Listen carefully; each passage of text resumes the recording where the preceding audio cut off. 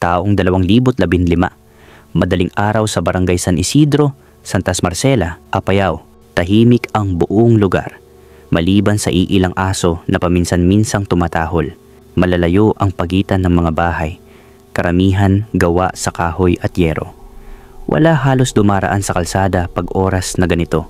Pero biglang, isang putok ng baril ang umalingaw-ngaw mula sa loob ng isang lumang bahay sa bandang gilid ng barangay. Malakas ang tunog na yon na siyang gumulat sa mga kapitbahay, at ang isang kapitbahay sa reaksyon niya, napasinghap siya. Dahan-dahan siyang sumilip sa maliit na siwang ng kanyang bintana. Doon niya nakita ang lalaking lumabas. Si Darius Belmonte, 34 na anyos, pulis ng bayan pero walang suot na uniforme. Nakabukas ang botones ng polo. Halatang nagmadali. Nakasabit ang baril sa bewang niya, at kahit hindi siya nagsasalita, malinaw ang itsura. Kalma, walang kaba, parang walang nangyari. Naglakad lang ito palabas ng bakuran at tumingin saglit sa paligid. May nangiting pilit pero mayabang. Walang tao sa labas. Walang naglakas loob na lumapit. Dahil sa baryong ito, alam na alam ng mga residente na kapag si Darius ang galing sa loob ng isang bahay, may masamang nangyari. Pero walang magtatanong. Dahil sa takot nila sa kanya, hindi naman agad kilala si Darius Belmonte sa bahay na iyon. Ang totoo, hindi naman sila magkakamag-anak. Pumasok lang siya sa pamilya dahil niligawan niya ang panganay na anak ni Almira, si Salve. Dalagang 22 anyos, tahimik, hindi pa lalabas. Simple lang ang buhay ng mag-ina. At si Salve, madaling mapaniwala sa mga taong marunong magpakitang tao. At doon nga, pumasok si Darius sa buhay ng mag-ina. Sa umpisa, maamo ang kilos niya. Laging may pa-compliment. Laging may dalang tinapay o kung anumang pasalubong. Mahilig magpakitang mabuting lalaki kahit ang totoo 10 taon na siyang pulis at kilala na sa bayan na mayabang at mahilig mang-intimidate kapag lasing. Pero hindi alam yon ni Almira at ng mga anak niya. Ang alam lang nila, pulis siya, at yun palang sapat na para pagkatiwalaan. Hindi nagtagal, halos araw-araw na siyang dumadaan sa bahay. Minsan hapon, minsan gabi, minsan madaling araw. Sanay na raw siya doon, sabi niya. Para na akong taga rito, Nay Almira, biro pa niya. Pero ang biro naging totoo. Si Almira, nanay na may pinapaaral at may maliit na tindahan, ay hindi sanay tumanggi sa bisita. Kaya kahit hindi niya gusto ang presensya ni Darius, pinapalusot na lang niya. Pero habang tumatagal, napapansin ng mga kapitbahay na nag-iiba ang timpla ni Darius pagdating sa bahay. Minsan sumisigaw. Minsan may naririnig na kalabog. Minsan nagmumura siya sa loob na parang walang respeto kahit kanino. Ang masama pa, ginagamit niya ang pagiging pulis para manakot. Huwag kayong magtangka kahit magreklamo, ako bahala rito. Ilang beses narinig yan ng mga tao sa paligid. At si Salve, hindi na rin masaya. Madalas umiiyak. Pero hindi makaalis. Takot, nahihiya, at ayaw niyang madamay ang nanay niya. Pero ang pinakaapektado sa lahat ay si Almira. Dahil ganito ang nangyari. Mula nang pumasok ang pulis na ito sa buhay nila, naging impyerno ang pamumuhay ng mag-ina. Para bang inangkin na ni Darius ang buong pamilya. Oo, nagbibigay siya ng pera. Pero ang kapalit noon ay ang mismong pagkatao ng mag-ina. Tama ang narinig ninyo. Inaabuso at hinahalay ng pulis na ito ang mag-iina, kasama pa ang kapatid ni Salve na noon ay nag-aaral sa kolehiyo. Mahigit 1 taon silang ginagamit nito ng salitan tuwing gabi na nandoon siya sa bahay ng mag-iina. At paano nagawa ng pulis ito? Dahil sa hawak niyang baril, pananakot at madalas na pananakit. Kapag ayaw sumunod ang mag-ina, sinasaktan niya ang sino man sa kanila, pati si Almira. Ayon sa kwento ng kapatid ni Salve, may mga gabi pa raw na pinilit silang tatlo na sumunod sa mga gusto ni Darius ang makisiping sa kanila ang pulis na sabay-sabay, foursome kumbaga, sa mag-iina. At tuwing magrereklamo ang mag-iina, papatayin ko kayo. Yan ang panakot niya sa mga babaeng alam niyang walang laban, at kawawa ang pamilyang ito dahil matagal nang patay ang ama nila. Walang proteksyon, walang kakampi. Kaya naisadlak sila sa kamay ng isang manyakis at abusadong pulis. At si Almira bilang ina, Pinakamabigat ang pasan. Sa huling linggo bago ang putok ng baril, ilang beses siyang nakita ng kapitbahay na parang lutang at tahimik. Palagi niyang sinasarado ang pinto kapag papalapit na si Darius, para bang sinusubukang pigilan ang delubyong paparating. Para bang alam niyang may mangyayaring masama, pero hindi na niya maiiwasan. Nang bandang 8:00 ng gabi, dumating ang inaabangan nilang lahat pero ayaw sana nilang makita si Darius. Wala siyang uniforme, nakamaong lang at may dalang maliit na bag. Hindi kumatok. Basta pumasok na lang, parang bahay niya talaga. Tumingin si Almira, pero hindi nagsalita. Si Salve naman, nakayuko agad. Bakit ang tahimik dito? Mahina lang ang tanong ni Darius, pero may banta agad sa tono. Nang hindi sumagot si Salve, doon nagsimula ang init ng ulo niya. Sinabihan niya itong lumapit. Si Almira ang unang sumingit, sinabihan ng anak, "Ako nakakausap." At doon kumulo ang tingin ni Darius. Ba't ba lagi ka nalang nakikisawsaw? Lapit niya kay Almira. Nanay mo nga to, pero tandaan mo, ako ang lalaking inaasahan dito, hindi ikaw. Hindi ito sinagot ni Almira. Pero ang katahimikang iyon ang mas lalo nagpagalit kay Darius. Nagsimulang tumaas ang boses niya. Tinatanong kung saan daw napunta ang pera na pinahiram niya. Si Almira, hindi alam anong isasagot dahil wala naman talagang hiniram na pera ang pamilya. Pero si Darius, gumagawa ng kwento. Ginagawa niyang dahilan ang utang para lang makapanakot at makapanghamak. Nag-uusap pa lamang sila, pero iba na ang ikinikilos ni Almira. Parang hirap huminga, nanginginig ang kamay at paulit-ulit sumusulyap sa anak na parang nagsasabing, "Huwag kang makialam." Nang magsimulang maglakad si Darius papunta sa likod ng bahay, sunod naman si Almira. Ayaw niyang mag-isa si Salve kasama ang lalaki. Tumayo siya sa pagitan. Dahil doon, si Almira ang napagbalingan. "Problema ka talaga, Nay. May diin. May galit na matagal nang naiipon. Sa labas, may isang kapitbahay na nagliligpit pa ng mga gamit." Narinig niya ang boses ni Darius na biglang lumakas. Hindi niya naintindihan ang eksaktong salita, pero naramdaman niya agad na hindi ito pangkaraniwang pagtatalo. May halong puot, may tunog ng paggalaw ng kahoy, may parang nahulog na gamit, at pagkatapos, isang matinding katahimikan. Maya-maya, isang mabilis na putok ng baril ang tumunog. Hindi sigaw, hindi kalabog, putok ng baril. Isang putok lang, pero sapat para magpatigil ng hininga ng sino mang makarinig. Sa loob ng bahay, bumagsak si Almira. Tinamaan sa dibdib, diretso. Hindi na nakapagsalita. Hindi na nakapagpaalam. Si Salve napasigaw pero tinakpan agad ni Darius ang bibig niya, sinabihang, "Tahimik," habang nakatutok pa rin ang baril sa kamay niya. Wala kang narinig, wala kang nakita. Nanginginig si Salve. Hindi makagalaw, hindi makaiyak ng malakas. Hindi alam kung paano tatayo o tatakbo. Ilang minuto pa, lumabas si Darius sa pinto, kalmado, parang walang nangyari. Hindi nakatingin sa sinuman. Pinatay pa ang ilaw bago lumabas. At sa madilim na gabing iyon, ang tanging alam ng mga kapitbahay ay isang putok lang ang narinig. Pero sa loob ng bahay, isang nanay ang pumatak ang huling hininga. Kinabukasan matapos ang putok ng baril, mabilis kumalat sa barangay San Isidro ang tanong na hindi makuha ng diretsong sagot. Bakit may ambulansya sa bahay ni Almira? Pero kahit may nakahandusay na katawan sa loob, walang gustong lumapit. Hindi dahil wala silang pakialam, kundi dahil si Darius ang nasa gitna ng eksena. Si Darius ang unang naglabas ng kwento. Sinabi niya raw na inabutan niyang nakahandusay si Almira. Sinabi pa niyang baka nadulas o nagka-aksidente. Pero bawat salita niya halatang pilit, hindi tugma sa takbo ng gabi. Hindi tugma sa putok na narinig. Ang unang pumuna ay ang barangay tanod. Tahimik lang ito pero may nakita siyang kakaiba. Sarado ang ilaw sa loob pero may sariwang bakas ng dugo na parang minadaling punasan. Hindi niya sinabi kay Darius, sinabi niya sa pulis na dumating sa investigasyon. Ang pulis na yon ay hindi kakampi ni Darius. Si P.O. Tulander, bagong assign, walang pakialam sa kapangyarihan ni Darius. Pagpasok niya sa bahay, agad niyang itinuwid ang kwento. Hindi aksidente ito. May powder burn sa damit ng biktima. Matalik ang putok. Walang nasagot si Darius. Napakamot lang ng ulo. "Huwag mo akong turuan ng trabaho," sagot niya.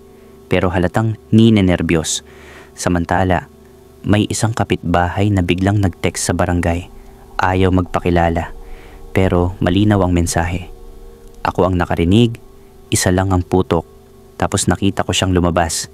Kita ko baril niya, hindi siya nagulat, hindi siya tumulong. Ito ang unang pumutok na informal witness account. At bagamat hindi pa opisyal, sapat na para magduda ang mga investigador. Pagbalik ng mga pulis, mas malinaw ang resulta. Tinamaan si Almira sa dibdib. Malapitan, hindi posibleng aksidente. Ang trajectory ng bala, papunta pababa, ibig sabihin nakatayo si Almira at nakaharap sa bumaril. Ang kamay niya walang bakas ng pulbura. Ibig sabihin hindi siya ang pumutok. Siya ang binaril. Habang lumalalim ang investigasyon, mas lalo pang lumilitaw ang mga bitak sa kwento ni Darius. Sa statement niya, sinabi niyang nagpunta raw siya sa bahay bandang 9:00. Pero ayon sa dalawang kapitbahay, 8:30 pa lang naroon na siya. At ang isa pa, nakita namin siyang galit nung pumasok. Dito na dumulas ang depensa niya. Ang barangay na dati takot nagsimula ng magtanong-tanong. Bakit nga ba laging may gulo kapag siya ang dumarating? Bakit takot si Almira nitong mga huling linggo? Bakit may dugo sa sahig na parang minadaling punasan? At ang pinakamatindi, ang anak ni Almira mismo, si Salve, hindi na mapigil ang iyak. Tahimik lang sa una, pero nang kausapin ng social worker, bumulusok ang unang malinaw na pahayag. Narinig ko silang nag-aaway, tapos may putok. Tapos, si Mama, bumagsak. Ito na ang coup de grace. Ito na ang basag sa lahat ng kwento ni Darius. Sa puntong ito, hindi pa siya nahuhuli. Pero kitang-kita na ng lahat, hindi na ito maitatakip, hindi na ito mababaliktad. Dahil sa pagpasok ng mga pulis sa kaso, hindi na nagtagal bago mabasag ang unang depensa ni Darius. Regular PNP investigators lang ang gumalaw. Pero sapat na ang nakita nila para maging malinaw ang direksyon ng kaso. Unang araw pa lang ng follow-up investigation, halata agad na hindi tugma ang kwento ni Darius. Sinabi niyang, pagdating ko, nakahiga na si Almira. Pero nang tingnan ng mga pulis ang posisyon ng katawan, ang anggulo ng pagkakahiga, at pati na ang direksyon ng dugo sa sahig, malinaw na hindi niya binalikan ang eksena, siya mismo ang nandoon nang mangyari. Si PO2 Lander ang unang kumalampag sa inconsistencies. Darius, anong oras ka dumating dito kagabi? Mga 9:00 siguro. Pero may dalawang kapitbahay na nagsabing 8:30 pa lang. Galit na siyang pumasok sa bahay. Doon nag-iba ang tono ng mga pulis. Hindi na tinatrato si Darius bilang kasamahan. Tinatrato na siya bilang suspect. Habang kinukuha ang mga pahayag, biglang may lumapit sa istasyon. Isang babae, kapitbahay ni Almira. Hindi siya takot tulad ng una. Diretso ang salita. "Sir, nakita ko siya lumabas kagabi. May hawak pa siyang baril. Hindi man lang tumawag ng tulong. Ilang minuto lang may sumunod pang pumasok. Isang tanod. Tahimik lang pero may sinabi, 'Sir, may dugo sa sahig na parang pinunasan.' Hindi ganyan ang itsura ng aksidente." Habang dumarami ang testimonya, si Salve naman, tahimik na nakaupo sa gilid. Pero nang tawagin siya para sa statement, doon na bumigay. Nag-away sila kagabi. Tapos may putok. Tapos si Mama, hindi na niya natapos ang salita. Pero sapat na iyon. Mula sa testimonya ng anak hanggang sa mga pahayag ng kapitbahay, unti-unting nabuo ng pulisya ang timeline. Dumating si Darius ng maaga pa. Galit siya pagpasok. Narinig ang sigawan. Isang putok. Biglang katahimikan. Siya ang lumabas, hawak ang baril. Siya rin ang nagpalabas ng kwentong aksidente. At mas lalo pang nagdikit-dikit ang ebidensya nang mapansin ng mga pulis ang sugat ni Almira. Malapitan, diretso, hindi pwedeng sa kahit anong pagkakamali. "May baril ka kagabi?" tanong ng hepe. "Oo." "Legal ba ang pagdala mo kagabi?" Tahimik si Darius. Hindi makasagot. Ang isang pulis pa ang nagtanong, "Kung nadulas siya, bakit hindi ka tumawag ng tulong? Bakit hindi ka sumigaw para sa saklolo?" "Hindi ko alam." Nagulat din ako, pero hindi naniniwala ang mga pulis. dahil may nagbigay ng pahayag na nakita nilang kalmado si Darius nang lumabas, parang walang nangyari. Sa puntong ito, hindi na witness si Darius. Primary suspect na siya. At nang makumpleto ang mga statement, diretso ang naging desisyon. Kakasuhan siya ng murder, obstruction of justice at administrative offense. Pagdating ng hapon, bumalik ang mga pulis sa bahay niya. Hindi na para magtanong, para hulihin na siya. Darius Belmonte, inaaresto ka namin sa kasong murder. Nagpilit pa siyang gumamit ng ranggo. Ano ba ito? Kasama niyo ako, pulis ako. Pero hindi na umubra. Hinila siya ng 2 pulis, tinanggal ang baril sa bewang, kinuha ang badge, tiniklop ang kamay sa likod. Habang nilalakad siya papunta sa mobile, walang lumapit, walang kumampi. At sa unang pagkakataon, siya ang takot. Kahit hindi pa nababasa ng mga tao ang buong report, isang salita lang ang kumalat sa buong barangay. Nahulog na ang gago at nakarma na sa mga kagaguhang ginagawa niya sa mag-iina. Pagkatapos maaresto si Darius, mabilis umusad ang kaso. Dahil pulis siya, hindi na pinalampas ng opisina ang reklamo. Dire-diretsong inilipat ang jurisdiction sa ibang distrito para walang bahid ng palakasan at doon na nagsimula ang formal na paglilitis.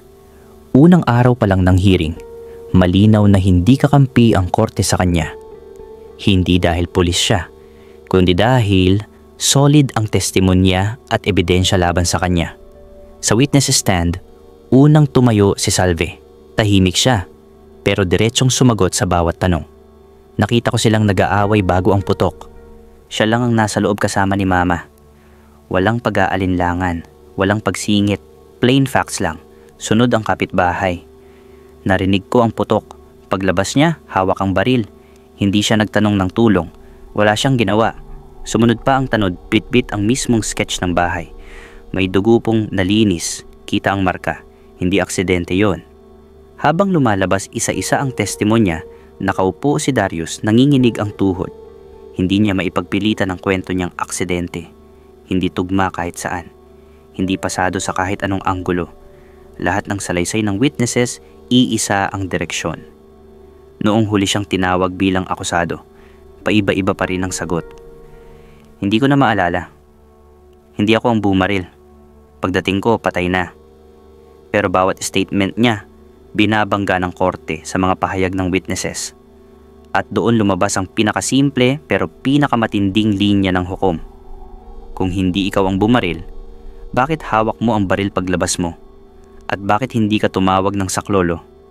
Wala siyang nasagot. Pagkatapos ng 2 buwang paglilitis, inilabas ang hatol. Guilty of murder.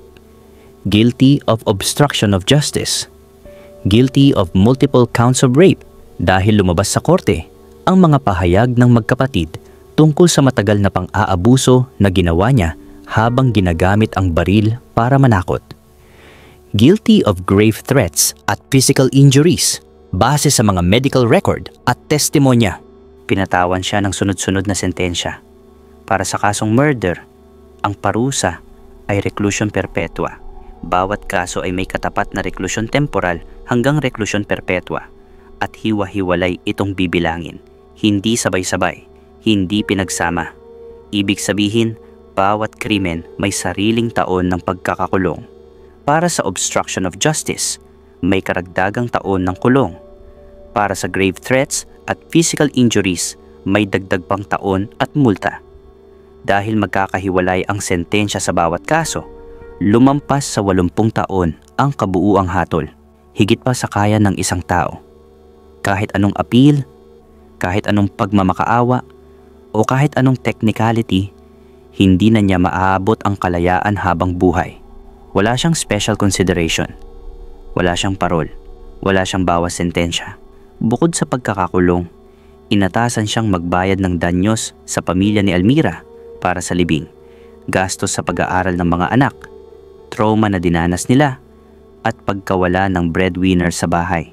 Alam ng lahat na halos hindi ito mababayaran, pero mahalaga itong ilagay sa record bilang pagkilala sa bigat ng pinsalang ginawa niya.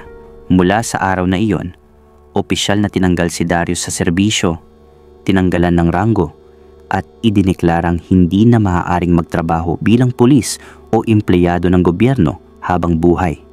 Pagkatapos, ilabas ang hatol, mabilis na pumasok sa record ng korte ang kompletong detalye ng kaso. Walang sino man ang umapila para kay Darius. Kahit ang sarili niyang abogado, halatang ginawa na lang ang trabaho para hindi mapagalitan ng hukom dahil sa bigat ng ebidensya. Hindi na rin siya nangahas magsumite ng motion for reconsideration. Alam niyang walang tatanggap. Nang ipasok na siya sa selda, wala nang nagtatanggol sa kanya. Nabigyan din ng hustisya si Almira at ang dalawang anak nito. Nakulong ang demonyong pulis na Maniakis